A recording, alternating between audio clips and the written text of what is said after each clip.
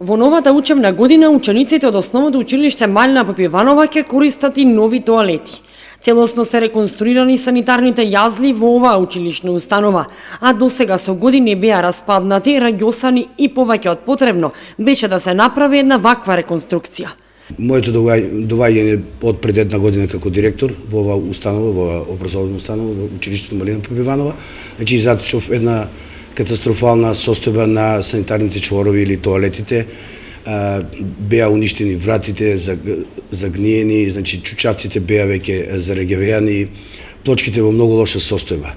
И затоа тоа ми беше еден приоритет, бидејќи овде имаме некој околу 540 деца, сепак сме овде нели за нивното здравје. И затоа тоа ми беше приоритет.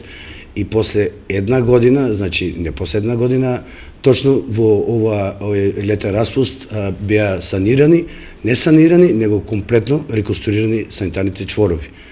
Веќе видовте, бевте и снимивте, видовте сега во каква ситуација се. Не сакав да ве викнам претходно да ги снимите во која ситуација, бидејќи тоа може да биде хорор за самите деца.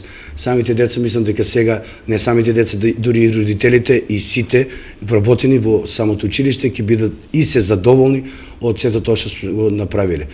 Сакам да кажам дека сето тоа е направено од наши средства, значи од буџетот на училиштето Малина Попиванова, и тој си помина тендер, си изработени точно што баравме и мислам дека е еден голем благодет за самото училиште.